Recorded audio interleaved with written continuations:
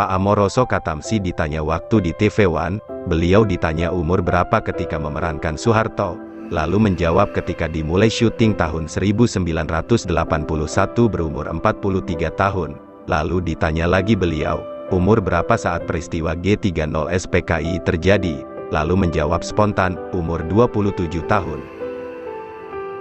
Ini artinya sinkron, beliau lahir tahun 1938, menurutnya saat itu dia sudah mahasiswa hampir selesai, tinggal menunggu pengambilan sumpah dokter saja. Beliau lalu ditanya, apa yang diingatnya seputar kejadian tanggal 30 September tahun 1965 dan sesudahnya. Pak Amoroso menjelaskan bahwa dia ingat betul saat itu di pagi hari tanggal 1 Oktober tahun 1965 sekitar jam 7 pagi, Radio Republik Indonesia, RRI, menyiarkan pidato Letkol Untung yang mengklaim bahwa ada gerakan tanggal 30 September serta pembentukan Dewan Revolusi, kemudian mendemisionerkan kabinet, dan lain-lain. Terus kata beliau pokoknya seperti yang ditulis dalam buku-buku sejarah, baru pada sore atau malam harinya, dari RRI ada pidato Pak Harto. Ketika dikonfirmasi apakah cerita yang ada dalam film yang dirinya ikut berperan di dalamnya sesuai sama atau tidak dengan kejadian sebenarnya di saat itu, tegas Dr. Amoroso Katamsi menjawab, sama-sama dengan yang saya tahu, apalagi beliau saat itu adalah yang berhadapan dengan PKI, karena dia tergabung dalam HMI. Nah, kesaksian dari seorang Amoroso Katamsi yang saat itu sudah berusia 27 tahun, pemuda yang berpendidikan baik, cerdas zaman dulu bisa sekolah sampai jadi dokter di saat sebagian besar orang sebangsanya cuma tamat SD SMP, tentu tidak sembarangan loh. Seorang aktivis mahasiswa saat itu, semestinya lebih layak dipercaya ketimbang kesaksian seseorang yang kala itu masih bocah usia 6 tahun yang cuma tahu bahwa bapaknya tidak merokok. Tanyalah apa yang disiarkan RRI. Pasti dia tidak tahu, anak kecil mana mudeng siaran berita serius.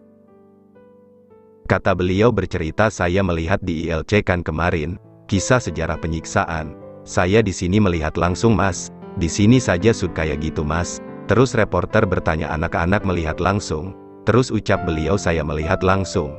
Kakak-kakak perempuan saya melihat langsung.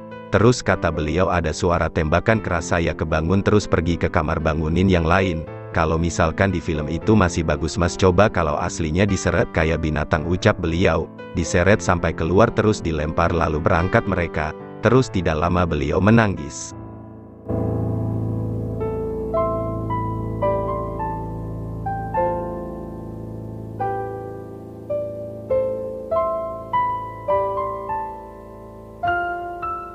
Dua tahun lalu, September tahun 2015, ketika ramai isu bahwa negara akan meminta maaf kepada PKI, plus adanya pengadilan gugatan yang digelar di negeri Belanda, mengadili Negara Kesatuan Republik Indonesia, di mana Pak Todung Mulya Lubis dan Ibu Nur Syahbani Kaca Sungkana ikut hadir di sana. Acara ILC Tiffen juga mengupas seputar kejadian tanggal 30 September tahun 1965. Saat itu dihadirkan putra-putri jenderal korban G30S dan juga anak tokoh PKI. Putri para jenderal yang hadir saat itu Ibu Amelia Yani dan Ibu Catherine Panjaitan. Putri Jenderal Ahmad Yani, Ibu Amelia Yani bercerita apa yang dia alami, lihat dan dengar sendiri malam itu. Jenderal Ahmad Yani yang dibangunkan oleh pasukan Cakrabirawa dan diminta segera ikut mereka dengan alasan dipanggil Paduka Yang Mulia Presiden. Jenderal meminta waktu untuk mandi dulu, namun tidak diizinkan karena harus cepat. Akhirnya jenderal menawar, setidaknya cuci muka dan ganti baju. Namun anggota Cakrabirawa yang sudah tidak sabar kemudian menembak Jenderal Ahmad Yani dari belakang. Apa yang diceritakan Ibu Amelia Yani sama dengan yang ada dalam adegan film G30 SPKI. Saat itu Bu Amelia Yani usianya sudah belasan tahun, artinya keterangan beliau cukup bisa dianggap valid. Putri Jenderal di Panjaitan, Ibu Catherine, juga bercerita bagaimana beliau menyaksikan sendiri bagaimana proses ayahnya dibunuh dengan sadis. Saat itu usianya 17 jalan 18 tahun.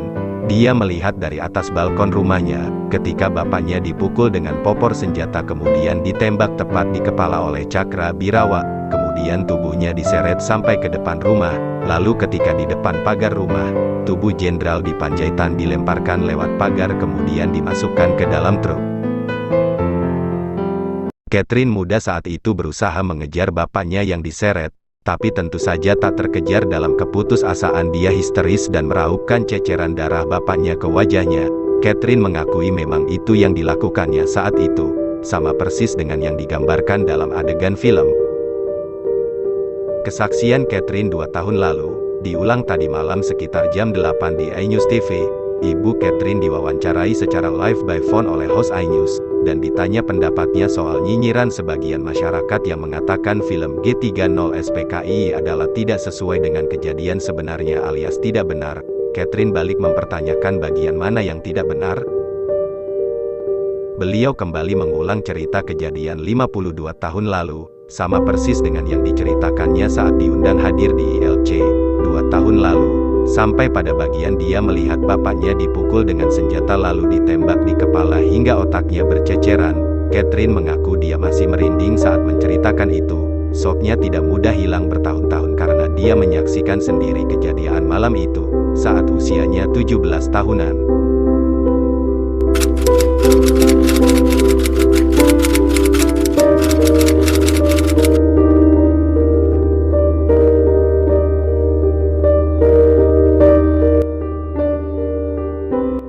Dia bercerita bahwa suaminya melakukan riset selama 2 tahunan untuk membuat film itu. Semua istri para pahlawan revolusi diminta menceritakan kejadian yang mereka alami saat rumah mereka mendadak didatangi pasukan Cakrabirawa.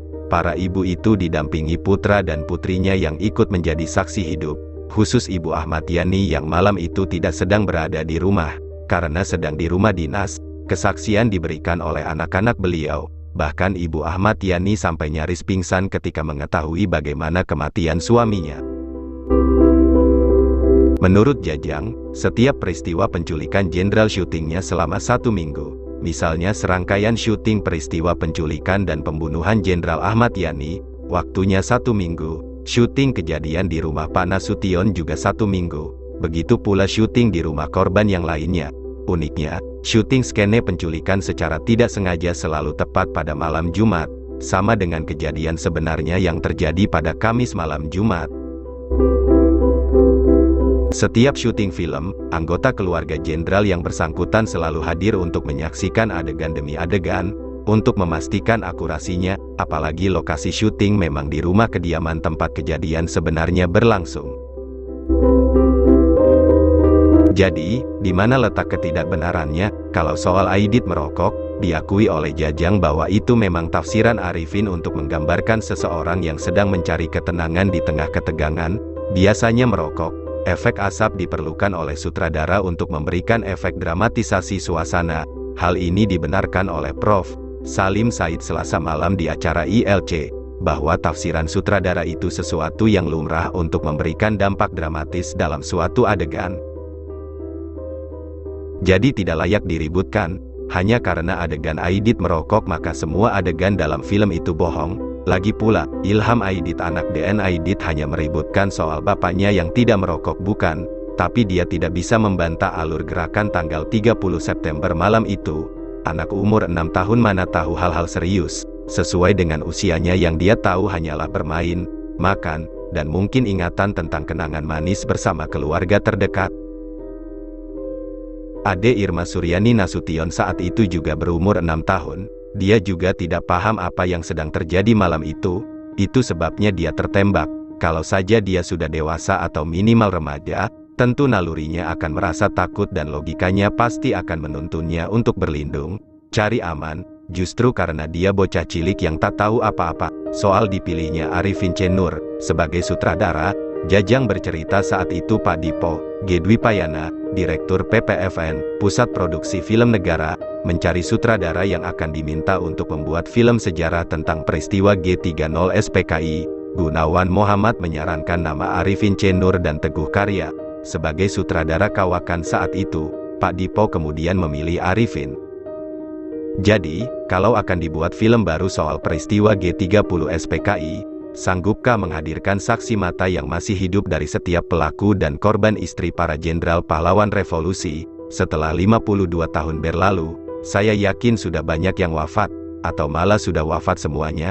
Putra-putri para pahlawan revolusi yang saat peristiwa itu terjadi berusia setidaknya 17 tahun, sekarang mestinya berusia 69 tahun. Masa iya yang akan dijadikan rujukan adegan adalah anak usia 5-6 tahun saat itu? Malah jadi meragukan dan konyol bukan? Alih-alih membuat film yang lebih akurat, bisa jadi malah makin banyak meleset dari aslinya. Jangan sampai nanti para jenderal yang sudah mengorbankan nyawanya itu justru jadi tokoh antagonis dan para anggota PKI justru jadi korban, yang layak diberi simpati. Ingat sekali lagi, ingat PKI pintar memutarbalikkan fakta sebenarnya. PKI kan bukan hanya tanggal 30 September tahun 1965 saja melakukan pemberontakan keji dan pengkhianatan terhadap bangsa dan negara. Bukankah tahun-tahun 1926 sampai tahun 1927 dan tahun 1948 PKI juga memberontak? Anehnya, mereka yang ngotot PKI tidak bersalah dan hanya jadi korban, biasanya tidak mampu menjawab kalau disodorkan fakta pemberontakan PKI tahun 1948, itu sebabnya mereka hanya berputar-putar di seputar peristiwa G30S PKI saja. Tak ada argumen apapun yang mampu menyanggah kekejaman PKI tahun 1948. Kalau mau membuat film tentang PKI, sekalian saja dibuat panjang. Tapi sayangnya dibuat hanya kejadian tanggal 30 September tahun 1965. Kayaknya harus dibuat juga tahun-tahun 1926 sampai tahun 1927 dan tahun 1948. Agar generasi muda sekarang lebih bisa memotret sejarah secara utuh dan mendapat gambaran tentang PKI dengan lebih komplit. MB C. Nur, adik almarhum Arifin C. Nur, yang menjadi ilustrator musik di film G30S PKI, mengatakan senang sekali jika film bisa dibalas dengan film Juk, tapi yang terpenting jangan ada pemutarbalikan sejarah.